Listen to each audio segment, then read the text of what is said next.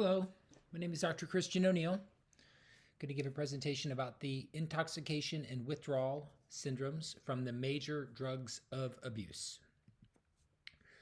Okay, we're going to start out talking about opioids, and we hear these two terms kind of used interchangeably, opiates and opioids. So opiates are natural substances that come from the opium poppy, which include morphine and codeine. So here's the opium poppy.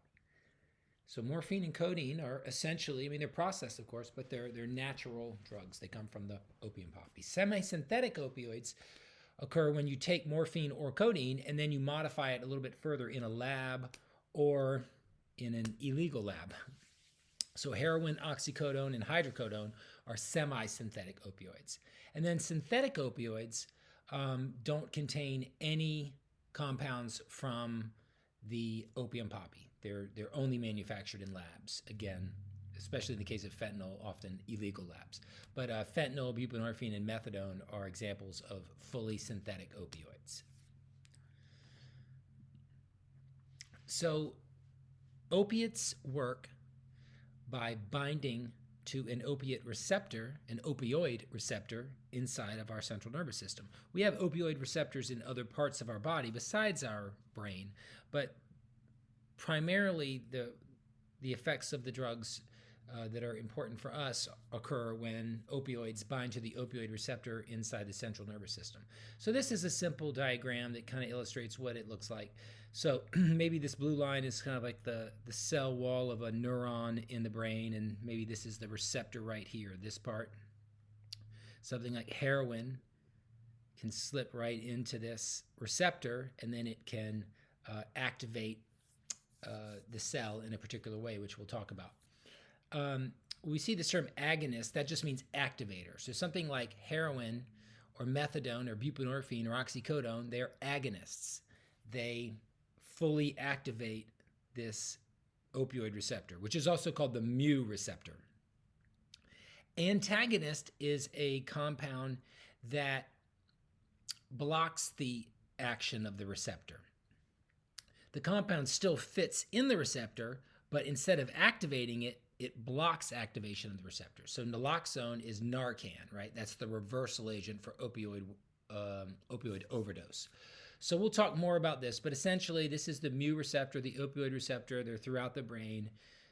Opioids, opiates, heroin, methadone, oxycodone, codeine, etc., fit in the receptor and activate the receptor. And then there are other compounds, naloxone, which is also Narcan, and another one called naltrexone, which is a longer-acting version of naloxone, which also fits in this receptor and blocks it.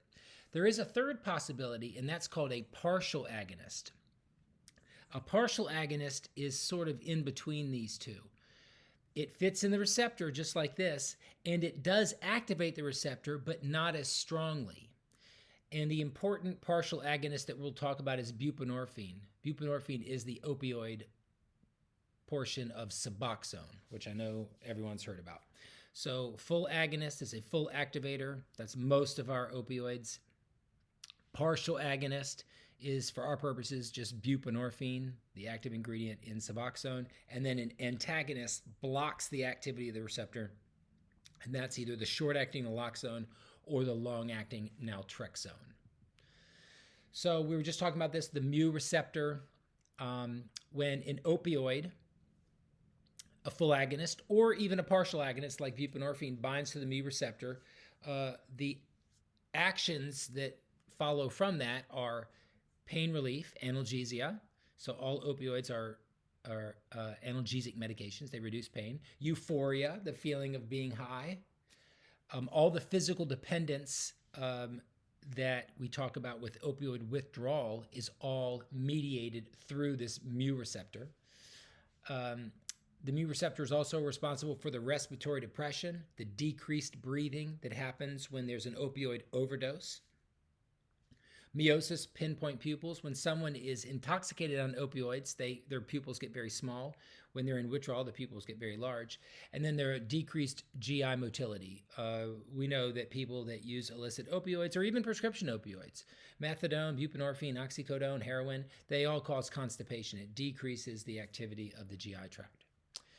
And these are all mediated through the main opioid receptor, the mu receptor. There are other receptors, delta, kappa, stuff like that, but we're not going to worry about that today.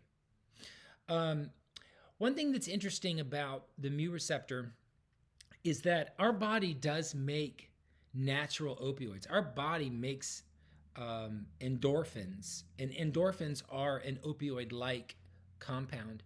And it's thought that this endorphin system is part of the maternal infant and paternal infant attachment that occurs right when a baby is born.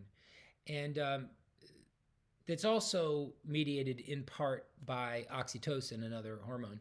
But just keep in mind that our body is making natural opioids, and it's involved in a process as intimate as the bonding of a baby with the baby's mother or father.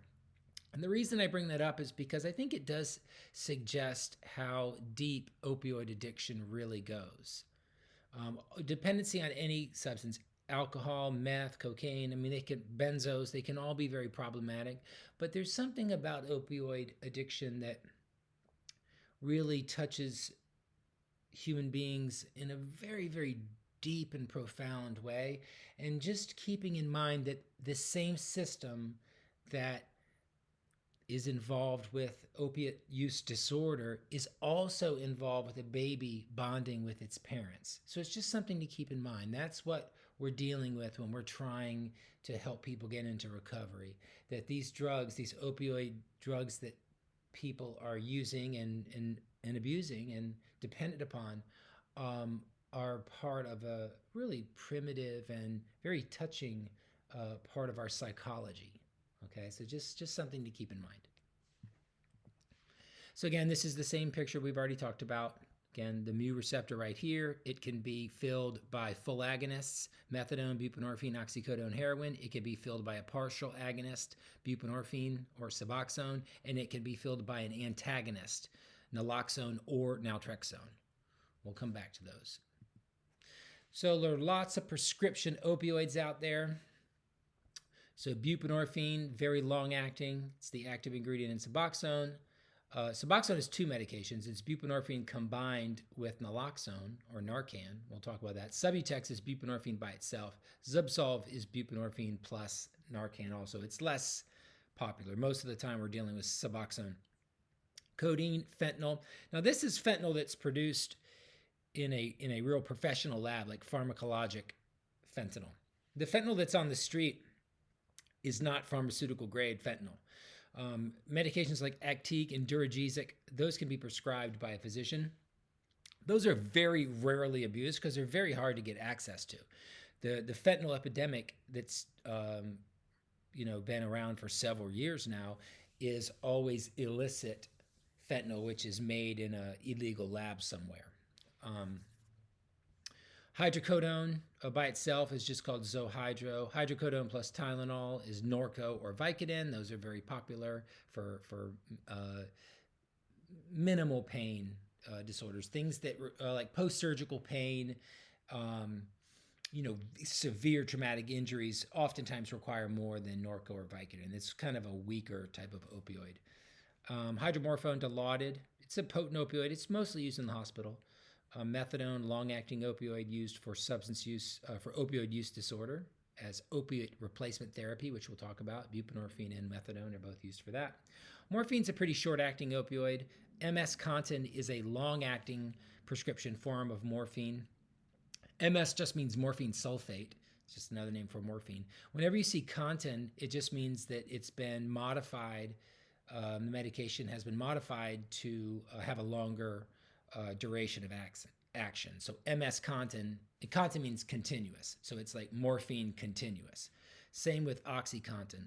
Oxycodone is a fairly short-acting opioid, but they modify the medication and make it longer lasting. So oxycodone becomes OxyContin, oxy-continuous release. Oxycodone plus Tylenol is Percocet. Oxymorphone, Opana, that's not very common. It's a potent opioid, just don't see a whole lot of it. Tramadol is interesting. When it first came out, 12 years ago, maybe longer, it was kind of marketed as a non-opioid opioid. When it enters the body, when someone takes it orally, it's modified by the body into an opioid. So it's definitely an opioid, and it's a pain reliever, and all the other things can happen with it, including a dependence. For some people, that's their drug of choice. Not very common, but it is not unheard of. Tramadol hits the mu receptor. It also hits like serotonin receptor and I think the norepinephrine receptor. So it works a little different than the other opioids, but it is still definitely an opioid. So we're going to talk for a second about half-life. Half-life just means how long does it take for the body to metabolize and basically get rid of half of a drug. So if you take 100 milligrams of any drug, the half-life is how long does it take for your body to get rid of 50 milligrams of what you took, about half of what you took. So the reason this is important is just really a matter of how long is a drug active in your body, in someone's body, half-life. Some opioids that are very short-acting, like heroin and morphine, have very short half-lives. The body metabolizes it very quickly, within 30 minutes usually for heroin. That's the half-life of heroin. So if someone shoots a gram of heroin, 30 minutes later, they'll have a half a gram active in their body still. 30 minutes after that, they'll have a quarter gram. 30 more minutes after that, they'll have an eighth of a gram.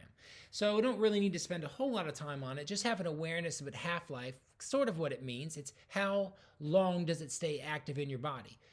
With opiates, again, there's some very short-acting opioids, heroin, morphine, and then there's some very long-acting opioids, such as methadone and Suboxone. Now, this is a list of not all of them, but a lot of the opioids in it lists their half-lives. See, here's buprenorphine. That's maybe around 32 hours average. Methadone, 15 to 55 hours. Everyone's different. Everyone's body works a little differently, so we don't have a precise number for some of them. Thing that I want you to look at is fentanyl. It says here fentanyl, 3 to 12 hours, which makes it a fairly short-acting opioid. But that's pharmaceutical grade fentanyl. That's fentanyl that's made in a laboratory, a pharmacologic laboratory. The illicit fentanyl that's on the street has a much longer half-life. It's not the same ingredients that are going into it. So fentanyl that you might get in the hospital after you had surgery is a short-acting opioid. But the fentanyl that's on the street and that's contaminating other drugs besides opioids, methamphetamine and cocaine and benzodiazepines are often contaminated with fentanyl now. That fentanyl has a much longer half-life. So we just kind of talked about this, the pharmaceutical fentanyl, the actual prescribed fentanyl. It's extremely potent, 50 to 100 times more potent than morphine, and is thought to have a fairly short half-life. There is another version of fentanyl, that would say an analog of fentanyl, called carfentanil, which is 100 times more potent than fentanyl. So if fentanyl is 100 times more potent than morphine, carfentanil is 100 times more potent than fentanyl, or 10,000 times more potent than fentanyl. It actually is an elephant tranquilizer. So you can imagine, how dangerous it can be to get compounds like fentanyl and particularly carfentanil into the illicit opioid supply, which is what's been happening over the last, 5 to 10 years. So illicit fentanyl, it bears a structural similarity to pharmacologic fentanyl, but it's quite a bit different also.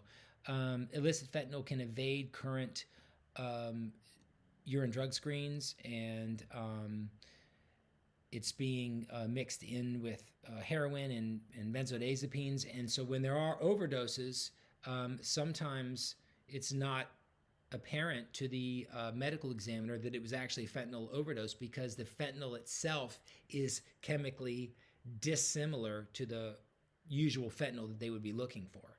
So just the influx of illicit fentanyl into the illicit opioid supply is just bringing all kinds of issues, as everyone's aware of. I mean, the potency of it, the overdose potential is much greater, and it's just hard to trace in urine drug screens and in serum samples and that sort of thing. So, yeah, fentanyl has just really become problematic. This is an example of the illicit drugs on the black market, how they are contaminated with fentanyl now. So this is a Xanax bar, a benzodiazepine on the left. It's actually a prescription Xanax. And this is say a pressed Xanax. It's a fake Xanax that you might buy on the street. Now, it might have some benzodiazepine in it. It might actually have some Xanax in it, but it almost certainly has a lot of fentanyl in it too. And if someone is only used to taking Xanax, if they're naive to other opioids, and they go on the street and they buy fake Xanaxes and they don't have a tolerance to fentanyl, then you can see how they could be in a lot of trouble quickly with the extreme potency of fentanyl. People just really don't know what they're buying anymore. As I said, Xanax is very commonly, this phony Xanax is very commonly contaminated with fentanyl, but they're finding it in meth and cocaine also, as we said. So let's talk about opioid withdrawal. So someone's been taking opioids long enough that they've become physically dependent upon them. Again, it could be heroin, could be morphine, could be fentanyl, methadone, buprenorphine, any opiate. So the shorter acting drugs, the ones with the shorter half-lives, such as heroin, can produce withdrawal symptoms even just hours after the last time they used, if they have a high enough tolerance. People that use heroin, oftentimes they're using 3 or 4 times a day because it is so short acting. So someone someone who's only using heroin might go into withdrawal 8 hours after 8 hours after their last use. If they do not start using again, or if they don't go on medication-assisted treatment with buprenorphine or methadone, then their withdrawal is probably going to last somewhere from a week to 10 days if they just go cold turkey. Now, it depends on how strong the heroin they've been using was, how much they use a day, how many months or years they've been using. There are a lot of factors, but generally speaking, short-acting opiates such as heroin, the withdrawal period is somewhere between a week to 10 days. Now, if someone is using longer-acting opioids like methadone or Suboxone, the half-life is much longer, so the withdrawal onset takes quite a bit longer. Like I said, someone with who only uses heroin, they might go into withdrawal 6, 7, 8 hours after the last time they used. With something like methadone or buprenorphine, they're probably not even going to start withdrawal for at least 24 hours, and it could be longer. It could be 48 hours.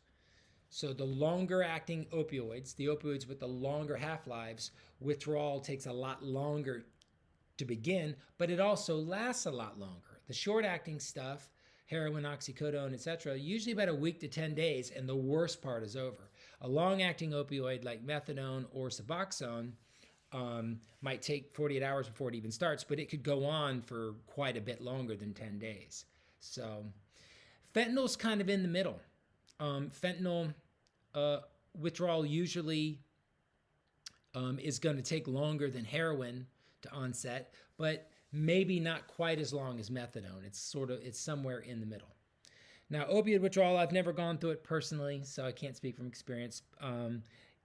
It's not life-threatening, but it sure looks horrific. And when you see someone really in opioid withdrawal, you can understand why they're so terrified of going through it, because it is extremely unpleasant.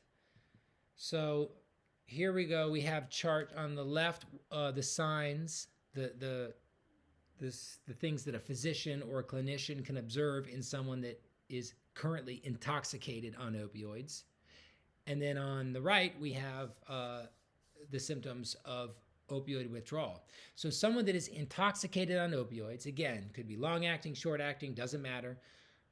Bradycardia, slow heart rate, hypotension, low blood pressure, hypothermia, the blood temperature drops, the body temperature drops, sedation, meiosis, the pupils get very, very small. They have slow movements. Maybe they're slurring the speech. Maybe they're nodding off.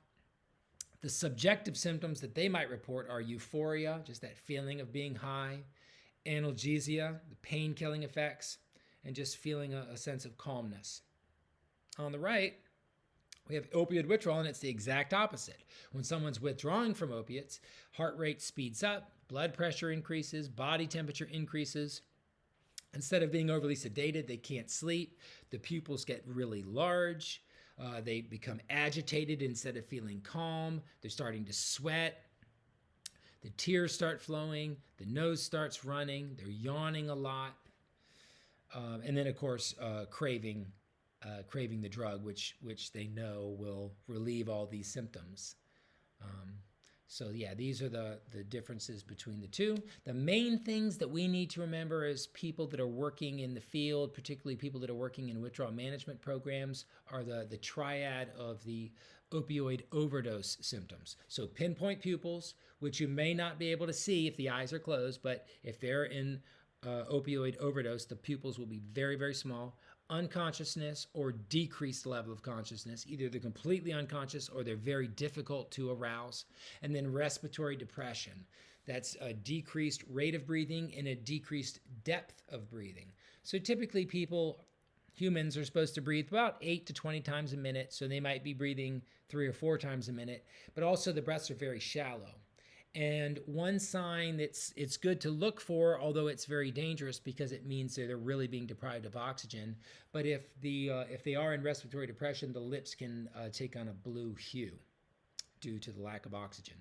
So while we're working in the field, if we observe this, pinpoint pupils, decreased level of consciousness, and respiratory depression, first thing we do is call 911. And second thing we do is administer intranasal Narcan.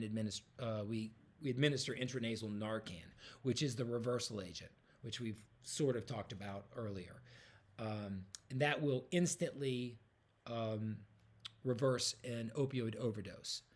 And it's saving a lot of lives right now. One thing to keep in mind is that combining opioids with other drugs that are also depressants, such as benzodiazepines, Xanax, Valium, Ativan, Klonopin, or alcohol, increases the risk of respiratory depression and death. So a lot of opioids aren't from opioids by themselves, but they're from opioids combined with Xanax or opioids combined with alcohol. And again, just to remind people of the way fentanyl is contaminating so many drugs, illicit drugs. Now, when people come in to treatment, maybe methamphetamine is their drug of choice, but maybe to help them come down, they bought some street Xanax, but maybe the Xanax they bought is contaminated with fentanyl. So when we're on site, when we're working in the withdrawal management programs, we can't just simply go, well, I'm only going to pay close attention to the opioid dependent people because they're the ones I'm worried about, overdosing. With the fentanyl contaminating so many other drugs right now, we really need to have an awareness for everyone. So really want to just burn this into your consciousness. The 3 things that you're going to look for opioid overdose: pinpoint pupils, decreased level of consciousness, and decreased respirations. When you see that constellation of symptoms, the next steps are call 911, and then administer intranasal Narcan. So opioid withdrawal, we'll just dig a little deeper into that. So if it's a short-acting opioid, 6 to 12 hours at starting, longer-acting, methadone, Suboxone, etc., maybe 30 hours after the last dose. But the runny nose, eyes tearing up, feeling agitated, yawning, anxiety, chills, and sweats. And then the later symptoms are when it really starts getting really uncomfortable: nausea, vomiting, diarrhea, muscle aches, insomnia, and then intense drug cravings. So the COWS, the Clinical Opioid Withdrawal Scale, this is used by clinicians to assess the severity of opioid withdrawal. Now the thing is, opioid withdrawal is not fatal. As unpleasant as it is, it's not fatal, and people aren't going to die from it. It's important that we assess the severity of their opioid withdrawal because when we're starting a medication like Suboxone, they actually have to be in withdrawal because Buprenorphine, the active ingredient Suboxone, which we spoke about just briefly, is a partial agonist. And if someone was intoxicated on heroin or methadone or fentanyl, and we gave them buprenorphine, even though buprenorphine is an opioid, it's a partial opioid. And if someone was intoxicated at the time, it would push them into withdrawal, which would be very unpleasant. So we use this clinical opioid withdrawal scale. One of the reasons we use it is to try to determine when someone is sufficiently in withdrawal so that we can initiate therapy with Suboxone without making their withdrawal worse. So it's really just a number of questions. 0, 1, 2, and 4 are the responses, and just a way to quantify the severity of the withdrawal. So we check their pulse rate, we determine how bad they're sweating, are they feeling restless, their pupil size, if they're having muscle aches, runny nose or tearing, GI upset, tremor, yawning, anxiety, and then goose flesh. And then we total up the scores. So 5 to 12 is mild, 13 to 24 is moderate, 25 to 36 is moderately severe, and more than 36 is severe. We really need someone to at least be in mild withdrawal before we start Suboxone on them. Otherwise, like I said, it's going to probably put them into what we call precipitated withdrawal, which is a sudden onset of withdrawal symptoms, which is very unpleasant.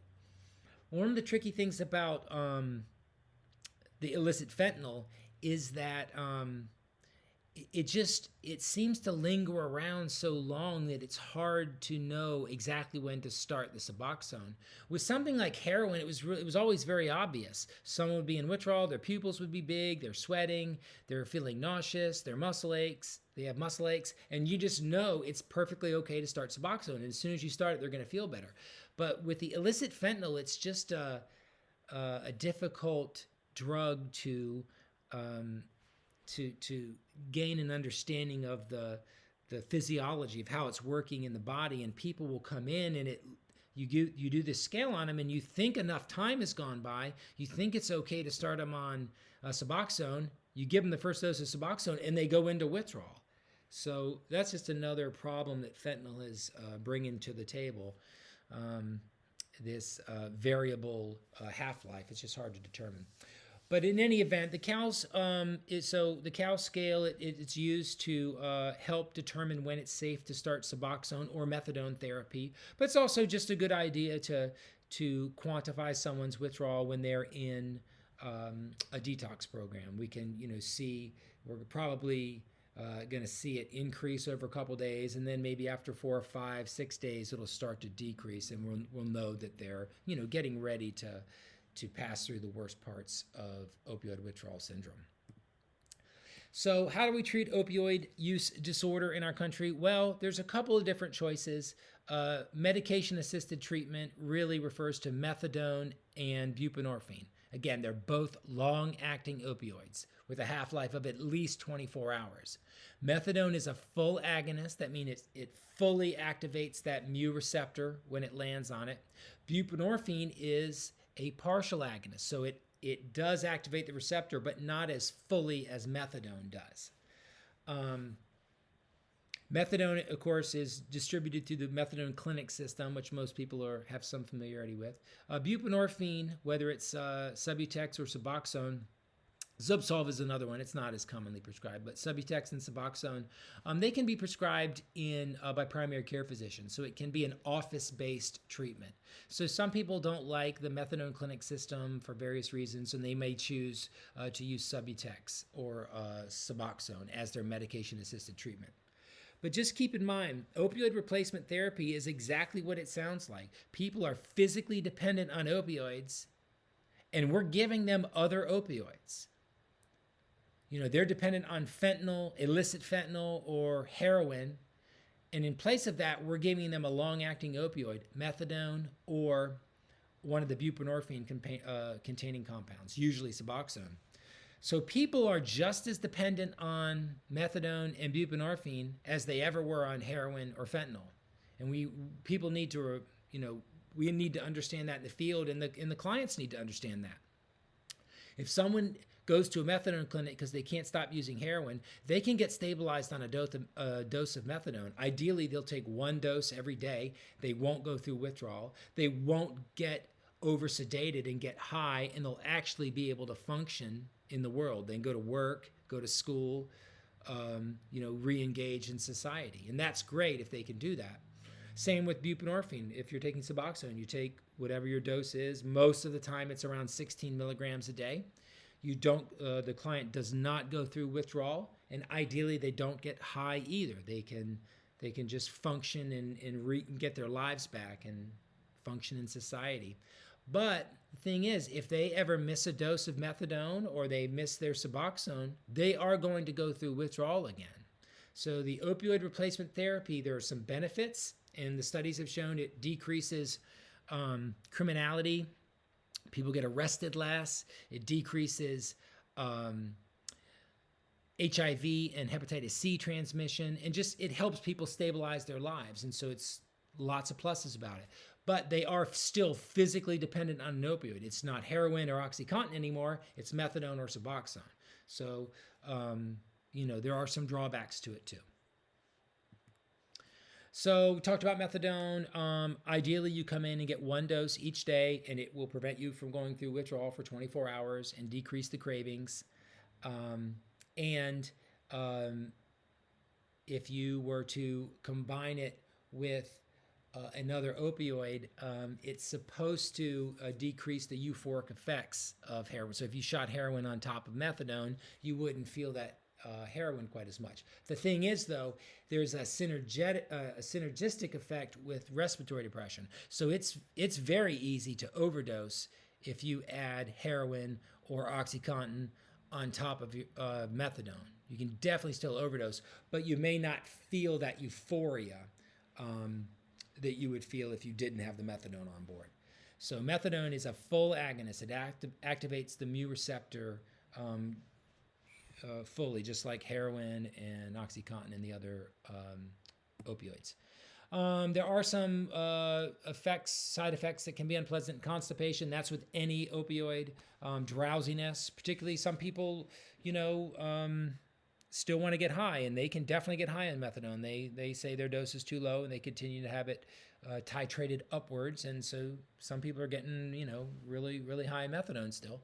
It also tends to make people sweat really profusely, and that's unpleasant for some people. Another side effect of methadone is that it can affect the heart. The QT interval, it's not terribly important what that is. It has to do with the electrical activity of the heart. But methadone is known to, particularly at higher doses, to interfere with the electrical activity of the heart. So it can be a problem. So anytime someone gets over 100 milligrams of methadone, they have to get an ECG. So the doc that's prescribing the methadone can make sure their heart's functioning okay.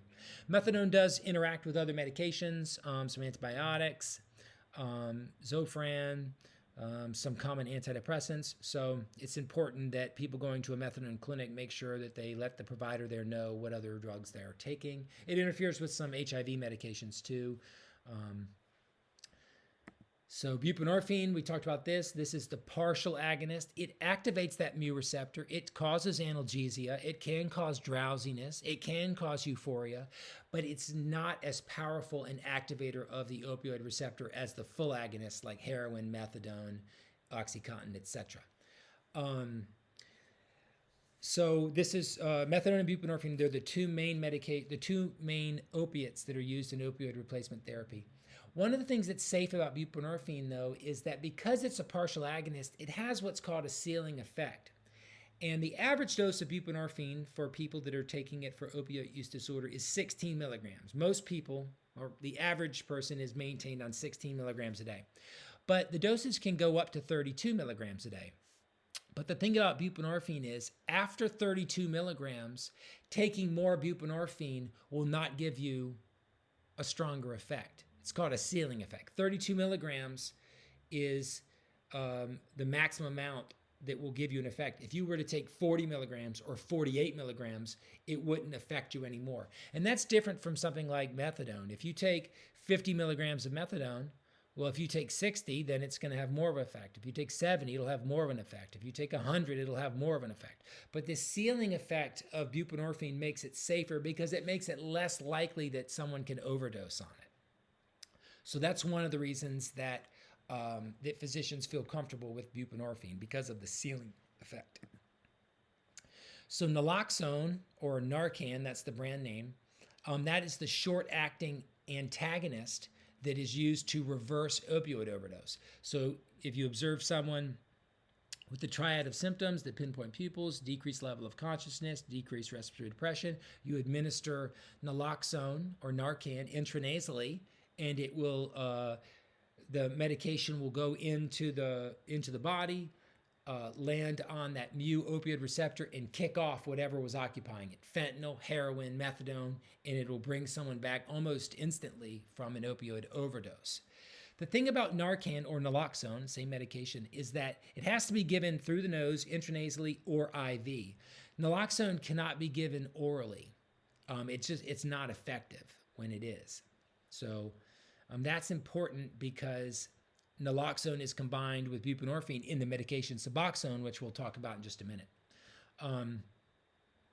So again, if you see someone in the opioid overdose triad, they have those symptoms, you give them the Narcan, it should bring them back. But Narcan's a very short-acting medication, and if help hasn't arrived within 15 minutes, the person can then start to slide back into opioid overdose. So it has to be given multiple times sometimes.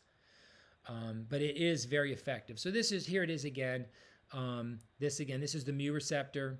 Full agonists come in here and activate this mu receptor and give you the euphoria, the drowsiness, respiratory depression, pain relief. But something like an antagonist like naloxone, it lands in this receptor and it just blocks the receptor completely, and it reverses any of the symptoms of opioid withdrawal.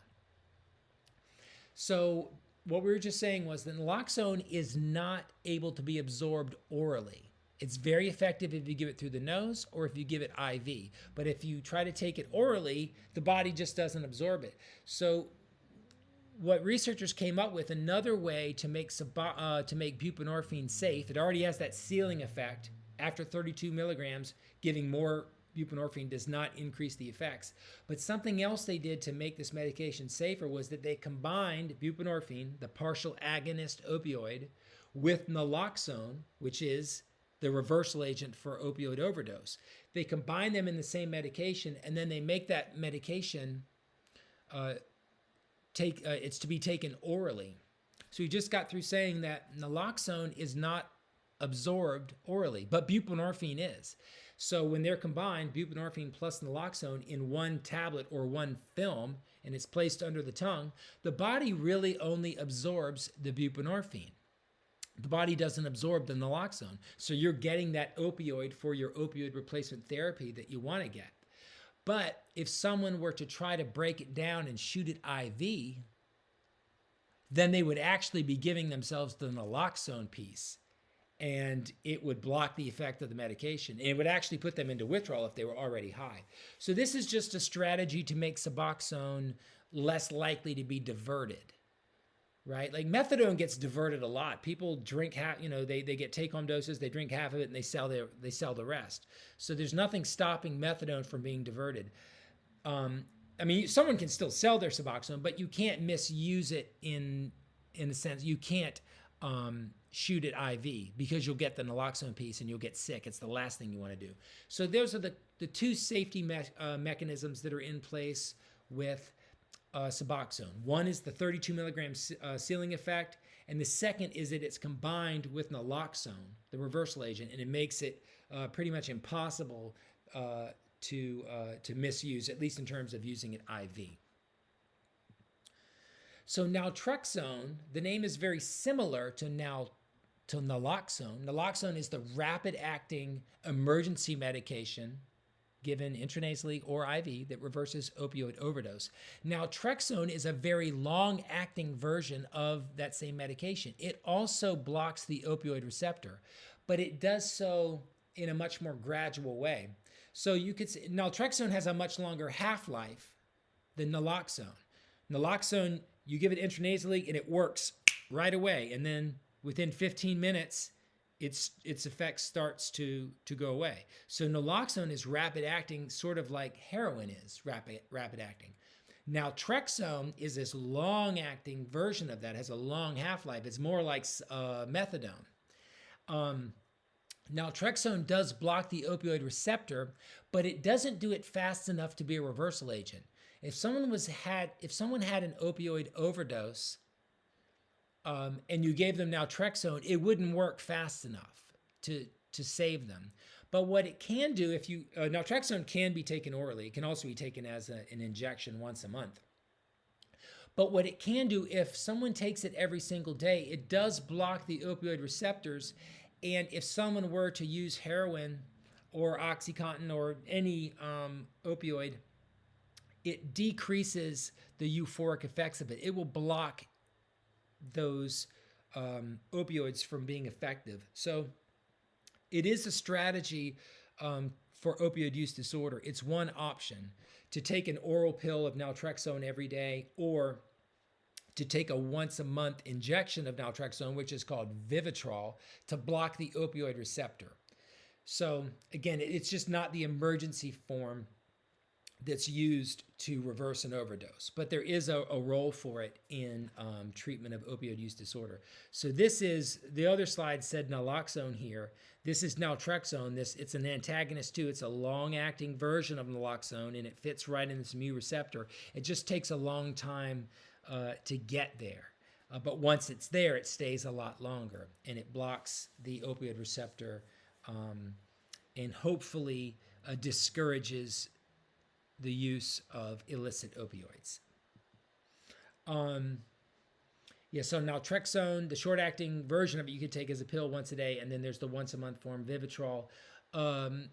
It's usually pretty well tolerated. There's some GI upset, maybe a little fatigue. It can increase the liver enzymes a little bit, but generally speaking, it's a safe medication. You'll also see that Vivitro, this long-acting injectable version of naltrexone, is also being used for alcohol use disorder. Now, alcohol does not land on the mu opioid receptor. And why a medication that blocks the mu opioid receptor also helps with alcohol use disorder, it's not perfectly understood, but we know that the mu receptor and opioids, we were talking in the beginning of this presentation about the endorphins, the naturally produced opioid compounds that we make. We make them in our own central nervous system. That's also involved with opioid use disorder. So the thinking is that if we block the opioid receptor, even though alcohol doesn't actually land on the opioid receptor, there's still some evidence that it helps with not necessarily with full abstinence, but people seem to drink less when they either take naltrexone orally every day, or if they have once a month injection of long-acting naltrexone, Vivitro. So just remember, naloxone, short-acting opioid reversal agent. It's only used for opioid withdrawal, to reverse opioid overdose. And then this long-acting version of the opioid receptor blocker, naltrexone, either taken once a day as a pill or as a once per month injection. That's used for both opioid use disorder and for alcohol use disorder. So you're probably going to hear about Vivitro if you haven't already. Maybe some of the clients will be asking for recommendations of how to get on it. So there are some non-narcotic medications that we use to kind of assist with opioid withdrawal. So if someone doesn't want to use opioid replacement therapy, buprenorphine or methadone, there are still some medications that we can give them. They're not going to make them feel as good as opioid replacement therapy will, but still, nonetheless, it can mitigate some of the more unpleasant aspects of opioid withdrawal. So the sweats, the shakes, those symptoms can be treated with clonidine. It's a blood pressure medication initially, but it does decrease the excess sweating and the shaking of opioid withdrawal. Anxiety of opioid withdrawal can be treated with benzodiazepines, Xanax, Valium, Librium, those sorts of things. It's less common to use those, but it would help. Gabapentin is more common to treat the anxiety of opioid withdrawal. If they have diarrhea, just something simple like Imodium, nausea and vomiting, something like Zofran. The muscle aches and pains can be treated with an NSAID like ibuprofen or Aleve, or with a muscle relaxant such as, there's several of them. Xanaflex is a common one that's used. And yeah, all these we just call these supportive medications. They all help, but they, the clients that are going through withdrawal without methadone or Suboxone, they're going to feel it. And yeah, so you'll probably see some people that choose to use MAT, and you'll see some people that choose not to. Okay, so we'll shift gears here. We'll talk about alcohol intoxication. Blood alcohol content is how we measure the severity of alcohol intoxication, and we know as BAC increases, so does the impairment. So BAC just refers to the percentage of alcohol in a person's bloodstream. 0.08 is legally intoxicated. So a BAC of 0.10 is above that. And that just means that 1/10 of 1% of their blood is literally pure alcohol. So yeah, 0.8 legal intoxication.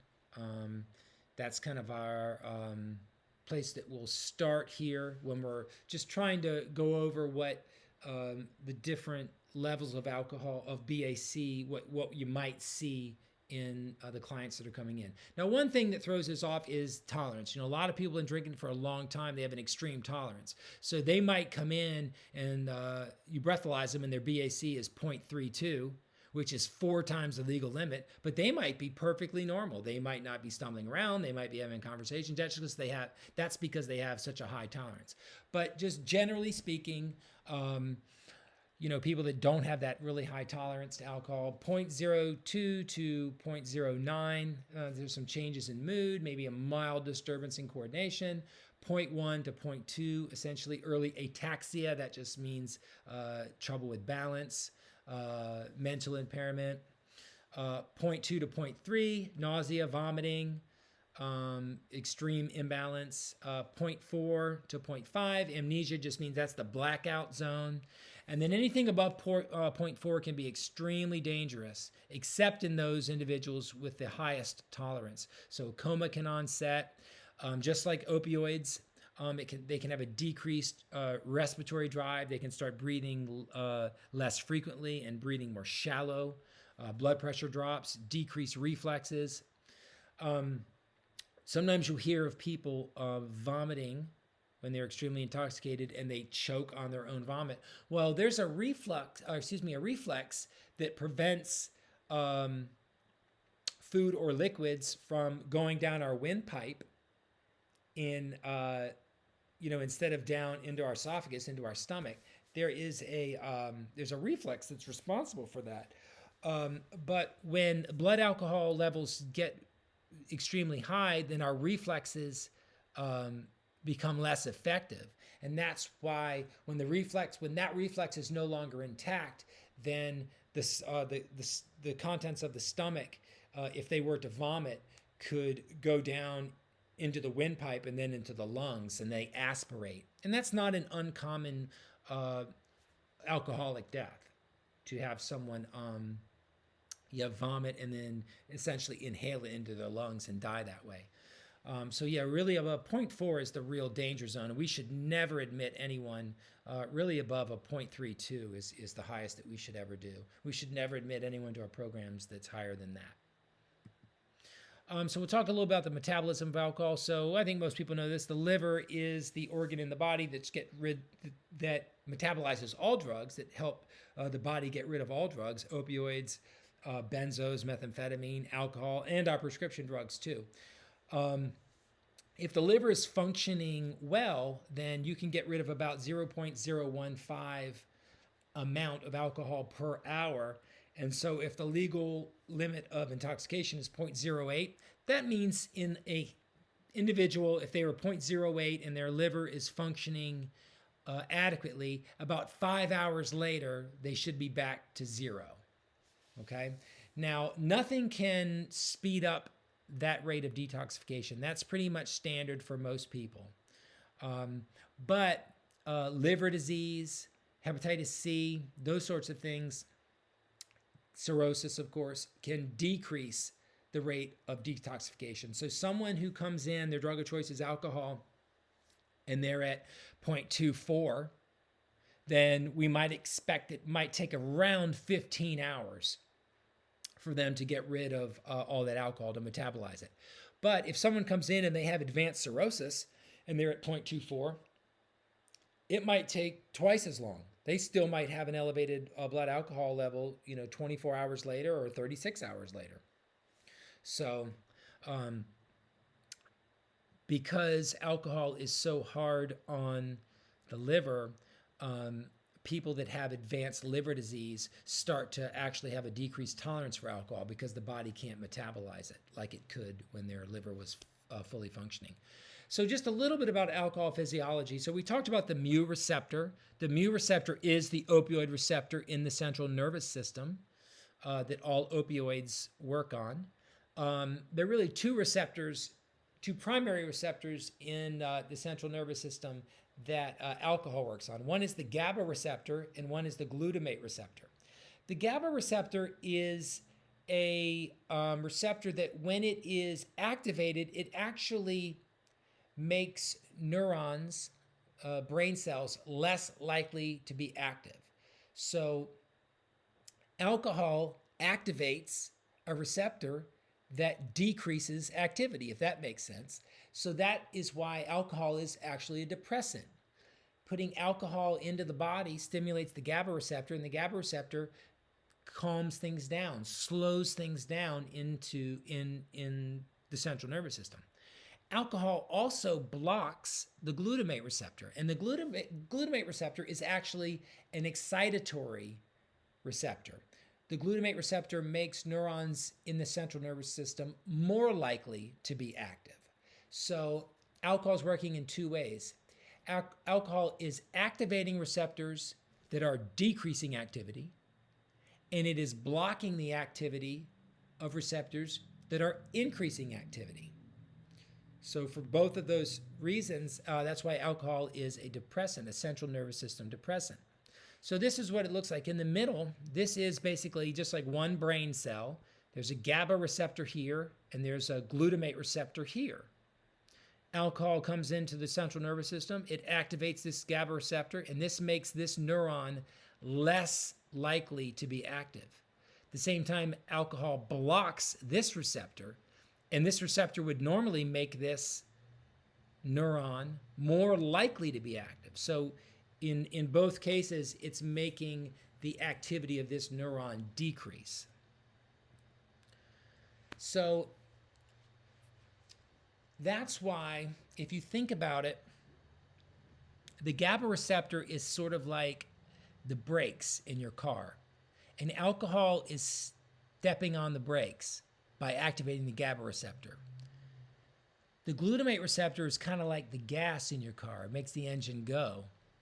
And alcohol is blocking the gas. So if you're stepping on the brake and blocking the gas at the same time, in both ways, you're decreasing the activity of the central nervous system.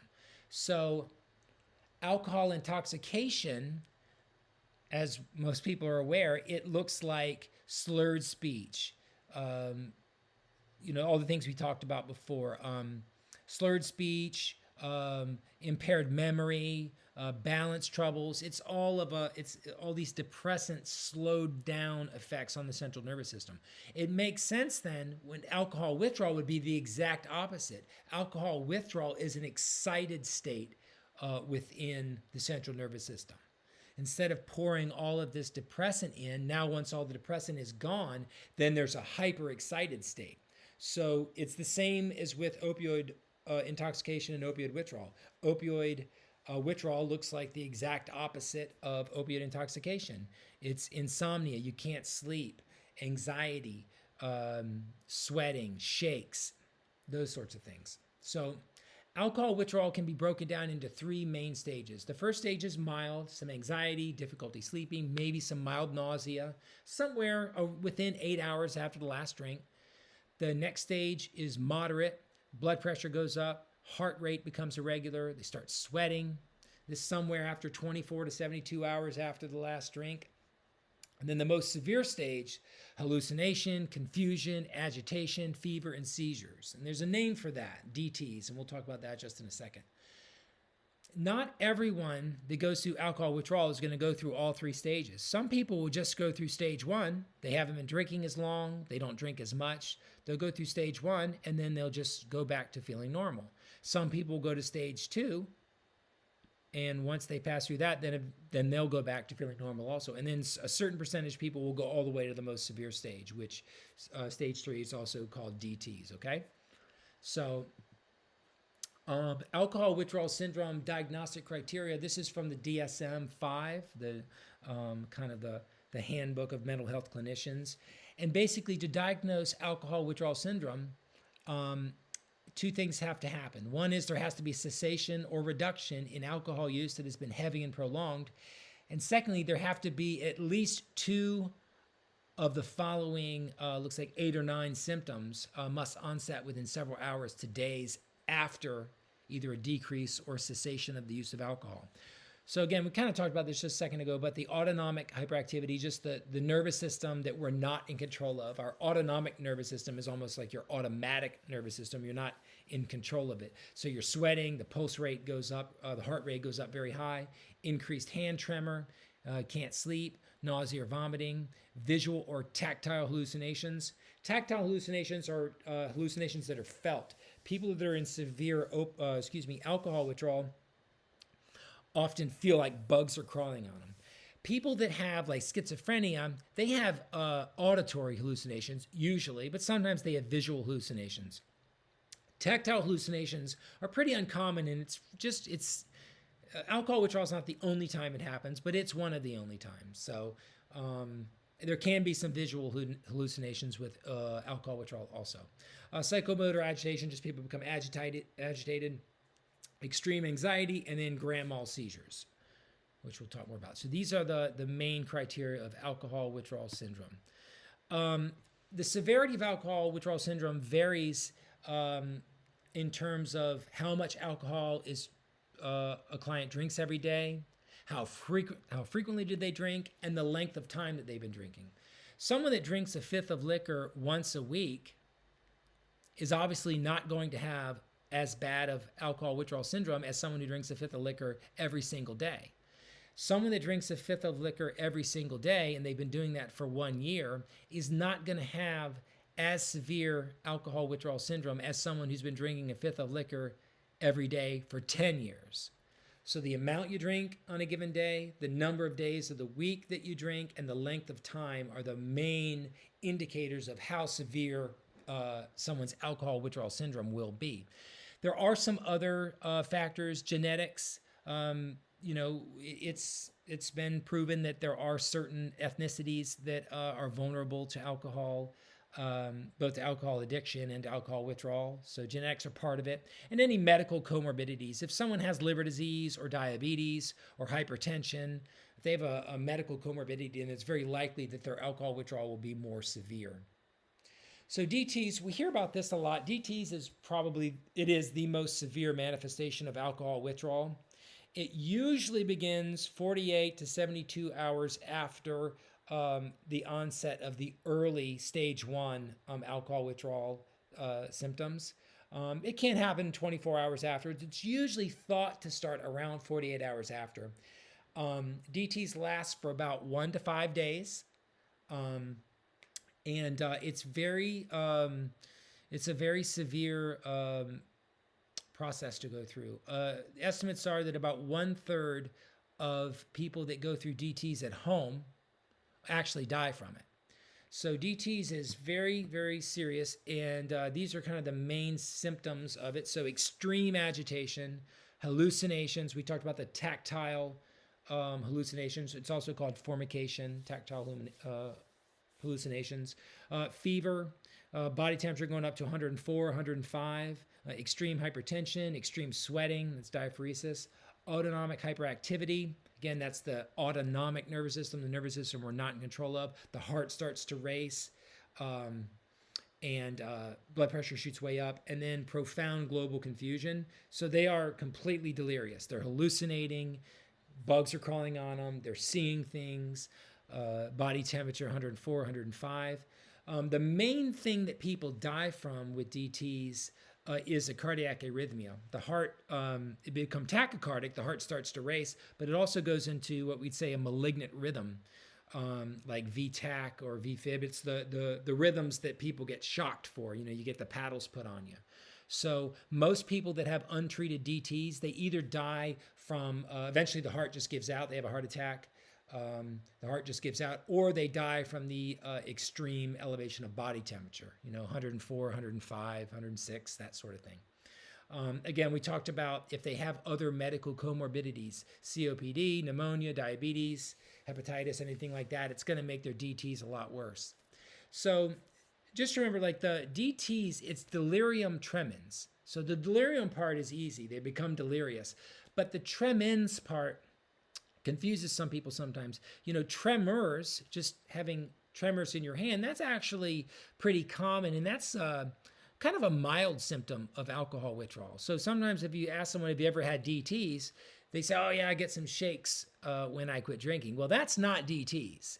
They might be having alcohol withdrawal tremors, but delirium tremens, as you can see, is extremely serious. Hallucinating, extreme fever, extreme hypertension, malignant cardiac rhythm, profound global confusion. It's really, really serious. So most people, if they've gone through DTs before, they know it. But there's just some misunderstanding sometimes in the community of what DTs really is. It's not just simply a tremor in the hand, but it's this constellation of very serious and life-threatening symptoms. Alcohol withdrawal seizures, also it's a common and dangerous side effect of alcohol withdrawal in people that have significant physical alcohol dependence. It's a grand mal seizure, a tonic-clonic seizure. It's a whole body seizure. And it usually, if it's going to happen, it's somewhere within 12 to 48 hours after the last drink. Most of the time, if someone has an alcohol withdrawal seizure, they usually only have one. That's not written in stone. You can have multiple alcohol withdrawal seizures. You certainly can, but oftentimes they just have one, somewhere 24 to 48 hours after the last drink. And it's very dangerous. I mean, having a seizure, if you're standing up, people, if they don't have any sort of aura, they don't know they're going to have it, they can just fall down and strike their head, and it can be very dangerous. There's a situation where the seizure, seizures usually, an alcohol withdrawal seizure really just lasts a matter of seconds, 15, 20 seconds, something like that. But it can become prolonged and it can become something called status epilepticus, which is very dangerous, where someone's seizing for 5 minutes, 10 minutes, 15 minutes, and that's very dangerous and is oftentimes fatal. So, along with DTs, alcohol withdrawal seizures are kind of the scariest outcome from significant alcohol withdrawal. So what do we do to prevent alcohol withdrawal seizures? Normal anti-epileptic medications. If someone just has a seizure disorder, they might take Dilantin or Depakote or Tegretol or Keppra.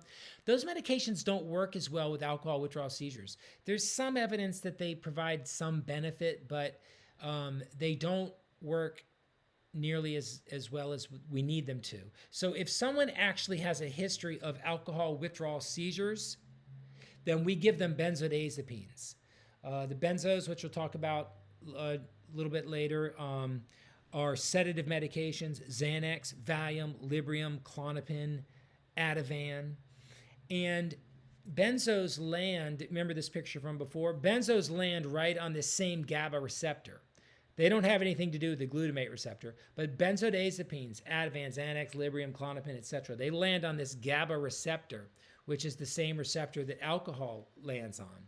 So that's why they're effective. They are able to prevent seizures, and they're also able to prevent DTs by giving these benzodiazepine medications. If someone has DTs, they'll be in the hospital and they'll be getting benzodiazepines IV. They'll probably be getting Ativan IV. And they just get a constant infusion of benzos, and it's slowly titrated down. people that come into our programs, our withdrawal management programs, they're not going to be going into DTs, but they may have a history of alcohol withdrawal seizures. And if that's true, then they'll have an oral regimen of benzodiazepines. It's usually Librium, Ativan, or Valium. Those are the main oral benzodiazepines that they give for prevention of alcohol withdrawal seizures. So again, I think it just makes sense that if alcohol lands on this receptor, that and if alcohol withdrawal is due to the sudden removal of the alcohol, then if you gave a similar medication that also landed on the same receptor, it would prevent alcohol withdrawal. It just makes sense. A long time ago, before there was such a thing as benzodiazepines, they used to give people in alcohol withdrawal alcohol. They'd go to the hospital and they would actually give them alcohol, and they would taper them down slowly just using alcohol, which would also work. So the benzodiazepines that we choose, like I said, chlorodiazepine epoxide, that's Librium. Diazepam, that's Valium. Lorazepam at the bottom, that's Ativan. Oxazepam is a little less common, that's Cirax. We really want to use a benzo that has a long half-life, one that's going to stick around for a long time. We don't want a really short-acting benzo. Like something like Xanax is a very short-acting benzodiazepine, so it's not really used for preventing alcohol withdrawal seizures. So we want the long-acting benzos, and that's really Librium and Diazepam. Chlorodiazepine epoxide and diazepam. Those are the long-acting ones. They're the most commonly used. But Librium and diazepam are also metabolized by the liver. So if someone has significant alcoholic liver disease, if they have cirrhosis, then there's some other benzos like lorazepam and oxazepam that are not dependent upon the liver they're not dependent upon the liver to be metabolized in the same way. So people with advanced liver disease will be coming in probably with lorazepam or oxazepam. But if their liver is relatively intact, they'll probably be coming in with chlorodiazepine epoxide or diazepam. And again, we can just titrate this down over, 5, 6, 7, 8 days and just gradually decrease the amount each day of their taper, and it'll allow them to gently pass through alcohol withdrawal hopefully without having a seizure while they're with us. There's some other non-narcotic medications similar to with opioid withdrawal that you'll see prescribed. Gabapentin is just a commonly used medication for anxiety. We'll see it with opioid use disorder. We'll see it with alcohol withdrawal. We'll also see it with benzo withdrawal. So gabapentin is good for the anxiety. The other medications are also the same. Zofran for nausea, clonidine for the shakes and the sweats and the tremors. So some people whose alcohol withdrawal is not so severe, may come in with only these medications. They may not come in with any Librium or diazepam.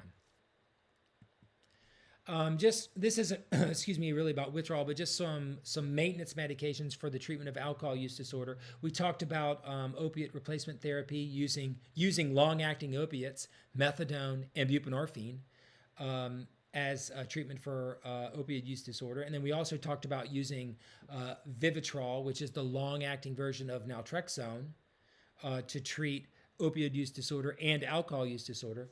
These medications, the first two on here, are just for alcohol use disorder. Antabuse, don't really see that as much anymore, but it's a pill that someone takes every day. And when they take it, if they drink later on that day, then they get extremely sick. So it's kind of an aversion therapy. They take their antabuse in the morning. They know if they drink, they're going to get really sick. They're not going to die, but they might wish they would because it's supposedly very unpleasant. There's a medication called acamprosate. It's used for alcohol craving and anxiety. It doesn't help acutely. It's not really used in withdrawal, but it's more for like post-acute withdrawal, which we'll talk at the end of this presentation. Acamprosate can decrease the cravings and help with the insomnia of like post-acute alcohol withdrawal. And then naltrexone, I put this on here again. You can take it every single day in an oral form, or you can take the once-a-month injection. Again, it blocks the opioid receptor, but blocking the opioid receptor also has some benefits with alcohol use disorder. So there is a place for naltrexone and Vivitro in treatment of alcohol use disorder. So benzodiazepines, we've talked about these already because they are the treatment to prevent people from going into DTs and from alcohol use disorder, but they're also abused on their own very commonly. When they're prescribed, they're used to treat conditions like generalized anxiety disorder, social phobia, panic disorder, insomnia. There are also anti-epileptic medications on their own. If someone had a seizure disorder, you could probably manage them by having them on a benzodiazepine. But the thing is, people that have epilepsy, they have to take their anti-epileptic medication, whether it's Depakote or Keppra or Tegretol. They have to take it every single day. And there's such a high abuse potential for benzodiazepines that you're not going to really see anyone with epilepsy who's taking a benzo every single day as their medication. It's just not really safe because of the likelihood of abuse. So benzodiazepines there are medical uses of them. We just named them here, but they also do have a very high abuse potential. And essentially, they're anti-anxiety medications, and people that are struggling with anxiety, they feel better when they take them. But there's also some euphoria, a little bit, associated with them, and particularly when they're combined with opioids or with alcohol. It has a synergistic effect. But mainly it's just a feeling of safety and a feeling of comfort for people that have extreme anxiety. Why benzos are so attractive, because they do help people relax. But just like the opioids, someone starts taking them, and oftentimes they lose control of their use because they develop tolerance and they have to start taking more and more and more. And then, just like alcohol and opioids, there's a withdrawal syndrome. And as you might imagine, it's very similar to alcohol withdrawal because it's landing on that same receptor, the GABA receptor. So benzodiazepine withdrawal looks a lot like alcohol withdrawal. So again, the common benzos that you'll see, every drug has two names, the kind of the generic name and the brand name. So Valium is diazepam. Diazepam is the generic name. Alprazolam is Xanax. Lorazepam is Ativan, and clonazepam is Klonopin. There's probably 40 or 50 other benzos, but these are the main ones that you'll see. Librium is also a benzo. But these medications, benzos also, they're long-acting and short-acting. Anything that's short-acting has a greater abuse potential, and Xanax has something that's short-acting also means it's rapid onset. It's the same. It hits you really quick, and then your body gets rid of it. Something that has a long half-life, it takes a while before you feel the effects, but the effects last a lot longer. But anything that hits you really fast has a higher abuse potential, which is why heroin is abused so much, because it's such a rapid onset of action. And Xanax is sort of the benzodiazepine equivalent of heroin. It's very rapid onset, and it's short-acting. So people that become dependent on Xanax, they have to take it multiple times throughout the day because the half-life is so short. The body metabolizes it so quickly, and the tolerance begins to build pretty quickly with these benzos. So benzo withdrawal, again, you'll see a lot of crossover between benzo withdrawal and alcohol withdrawal. Sleep disturbance, anxiety, tremor, sweating, nausea, vomiting, muscle pain. You can definitely have a seizure from withdrawing from benzos. It happens all the time.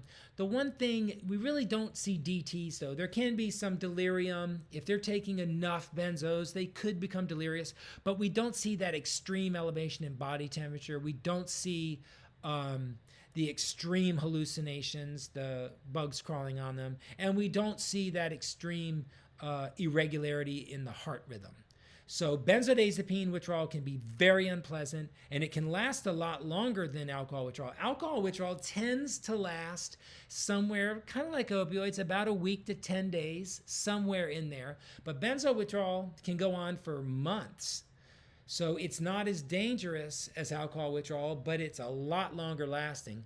And the one thing they definitely have in common is if someone's been taking a lot of benzos for a long period of time and they stop cold turkey, there is a very high likelihood that they're going to have a seizure. So People that are withdrawing from benzos, we do the same thing that we do for alcohol. We do a benzo taper. We prescribe a certain amount of a long-acting benzo, whether that's Librium or diazepam. There's another medication we haven't really talked about. It's called phenobarbital. It's a barbiturate. Barbiturates are similar to benzodiazepines. They're very similar. They're just kind of an older school medication. We don't see it as much, but you can give phenobarbital. You can taper someone down who's in alcohol withdrawal, whether it's DTs or just kind of mild withdrawal. You can give them phenobarbital, and you can give people in benzo withdrawal phenobarbital also, and it's very effective. It's actually a great medication. Has an extremely long half-life, which is good. But still, it's just a little bit older, so we don't see it as much. So for the most part, with alcohol withdrawal, you see people using benzos, and for benzo withdrawal, you also see a benzo taper. Although, again, it oftentimes needs to last a lot longer than the taper does for alcohol withdrawal. There are some benzo-sparing regimens that are becoming popular. Doctors realize that benzos have a very high abuse potential, and giving someone a benzo to taper them off of benzos is problematic. So they try to come up with some regimens for benzo withdrawal that don't involve using benzodiazepines or phenobarbital. So they can use gabapentin, they can use topiramate, which is Topamax. It's a mood stabilizing medication. Or they can use carbamazepine, which is also called Tegretol. It's an anti-seizure medication, but it also has mood stabilizing properties. So it depends on how severe the benzo dependence is. Someone that has extremely severe physical dependence on benzodiazepines, they're not going to be able to get by with just gabapentin, Topamax, or carbamazepine. They're going to either have to be on a benzo taper or a phenobarbital taper. But some people that have milder benzo withdrawal, we could get by without prescribing them benzos or phenobarbital. Just give them one of these medications and taper them off that way. So we're going to finish up here. We'll talk about the stimulants. I say these for last because stimulant intoxication can be dangerous. You can have a stroke. You can have a heart attack. There are a lot of things that can happen with stimulant intoxication, but stimulant withdrawal is just not very dangerous. Alcohol withdrawal is extremely dangerous. It can be. Benzodiazepine withdrawal can be very dangerous. Opioid withdrawal is extremely unpleasant. It's not necessarily medically dangerous, but stimulant withdrawal is just not dangerous. People are on a meth run, they're on a cocaine or a crack run. Once they quit using, they do crash, but it usually just involves like extreme fatigue. Maybe they haven't slept for 3 days or 10 days, sometimes even longer. So they're exhausted and they just need to sleep. There's nothing really dangerous about stimulant withdrawal. So that's why I kind of saved it for the end. Both methamphetamine and cocaine, they're both stimulants. And they both lead to increased levels of dopamine within the reward centers of the brain. But methamphetamine releases way more dopamine than cocaine does. Here's this demonstrates that. So the pleasurable effects of using stimulants, it's really thought, and it's a simplified way of thinking about it, but it sort of comes down to is how much dopamine is released into the brain when you do the drug. That's one way to say it. And just look at cocaine on the left and meth on the right. I mean, methamphetamine releases 4 to 5 times the amount of dopamine that cocaine does. So cocaine can be very addictive, and it's very problematic, of course. But methamphetamine is way more potent than cocaine, and it really represents a much bigger issue today, particularly really all around, I was going to say in California, but really all around the country now. So yeah, meth and cocaine are both releasing dopamine in the brain. Meth, way more dopamine than cocaine. The thing about cocaine too is cocaine is extremely short acting. The half-life is only about 1 hour. The half-life for methamphetamine is 12 hours. So methamphetamine lasts way longer. So some of the other differences, so they're both stimulants. Cocaine, at least initially, is plant-derived. Methamphetamine is only made in laboratories. The half-life is a huge difference. People have to smoke crack multiple times an hour just because it wears off so quick. But meth just sticks around for a much longer time. Cocaine doesn't really have any medical. It can be a topical anesthetic for some like ENT surgeries, like some nose surgery. They might use a topical cocaine because it is an anesthetic. Stimulants are used to treat ADHD, not necessarily methamphetamine, but amphetamine, Adderall, and Concerta. They're prescribed stimulants that are prescribed to treat ADHD. So a lot of our meth-dependent clients who are coming in really are self-medicating for ADHD. So the physiologic effects of methamphetamine intoxication: feeling euphoric, increased heart rate, increased alertness, decreased need for sleep, decreased appetite. The dangerous things about stimulant intoxication, about either meth or cocaine, is increases the heart rate, increases the blood pressure. So it can lead to heart attack. It can just to different cardiac pathologies, eventually leading to congestive heart failure. So the chronic abuse of stimulants is very hard on the cardiovascular system. It's hard on the heart, leads to high blood pressure, and extreme elevations in high blood pressure are a risk factor for stroke. So the cardiovascular impact of stimulants, methamphetamine and cocaine, that's the main way that the main lethal outcomes from methamphetamine or cocaine overdose. Obviously, there are other impacts. The sustained use of methamphetamine causes significant cognitive impairment, psychosis. Obviously, it impacts the teeth, the skin. Methamphetamine is just toxic, and over time, it just really takes people down. Cocaine, if they're smoking it, they're smoking crack, is obviously very hard on the lungs also. They're both very dangerous in pregnancy.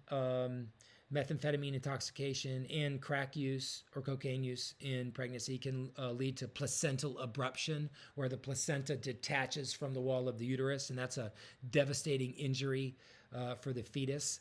So, there's all sorts of problems due to stimulant intoxication and the chronic use of stimulants. But it's just that the withdrawal is just really kind of minimal. Depression, anxiety, fatigue, and the intense craving for the drug. And that is a problem. People that they're used to being elevated, and as soon as they quit using, then they go into depression and fatigue, and they start craving the drug. It's the relapse rate with methamphetamine is terrible. So it's not that the withdrawal syndromes are completely benign. It's just they're not dangerous. But as soon as the depression and the fatigue and the craving comes in, people just go back to it over and over again. So it's significant. It's just not dangerous. Let me see if I skipped anything on here. Yeah, the chronic effects of meth use, confusion, just meth-induced psychosis, which can persist, impulse control, violent behavior. So there's a lot of real ugly things that can happen with the sustained use of methamphetamine. So the last thing we're going to talk about is post-acute withdrawal. So we've talked about acute withdrawal, acute opioid withdrawal, all those symptoms: diarrhea, muscle aches, vomiting, acute alcohol withdrawal, seizures, DTs, acute benzo withdrawal, seizures, anxiety, insomnia, those sorts of things. And then to a lesser degree, the acute stimulant withdrawal. But all substances of abuse can have post-acute withdrawal syndrome. And these are the lingering effects of withdrawal after the acute physical symptoms have resolved. There's still these longer-term withdrawal symptoms that people experience. And it's just, the acronym is PAWS, post-acute withdrawal syndrome. And they're less physiologic symptoms, and they're more emotional and mental, and they can go on for weeks and months, and oftentimes do. Opioid users have the highest incidence of PAWS, about 90%, and alcohol and benzos abusers have 75% on average, and I would say stimulant users are probably right in there too. The persistent depression, and fatigue can go on for quite a long time. So again, post-acute withdrawal, very common. It's not dangerous in the way that the acute withdrawal syndromes are, but it's very problematic, and it's one of the main reasons that people go back to using to try to mitigate these post-acute withdrawal symptoms. There are some medications that get prescribed for post-acute withdrawal, but they tend to be like antidepressants and medications to help with sleep and that sort of thing.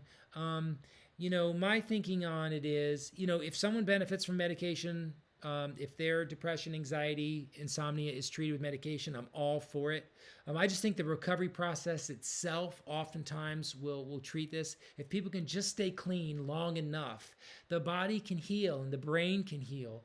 If they can stay away from fentanyl and heroin and Xanax and meth and alcohol, if they can stay away long enough, the body and the mind can start to heal, and these post-acute withdrawal symptoms can get a lot better on their own. But in the short run, it may be a good idea to refer them to a primary care physician who's familiar with these syndromes, who can provide some medications to help them. And certainly refer them to a psychotherapist also, because therapy can certainly help with the depression and the anxiety. So the common pause symptoms, again, not the physiologic stuff, but more the mental, emotional things: mood swings, anxiety, irritability, fatigue, pessimism, difficulty concentrating, decreased sleep, and then some persistent cravings. And how long this goes on, it depends. It's variable. Could be weeks. You might not have it at all. Could be weeks, could be months, could be years, potentially. But it is a big problem, and it's definitely worth remaining mindful of, the post-acute withdrawal. So I believe that's everything that I wanted to share today, and I really appreciate your time, and I hope I didn't speak too quickly, and I hope there's some good information in here that will help you in your role in the withdrawal management programs. Thanks a bunch for your attention. Okay, bye-bye.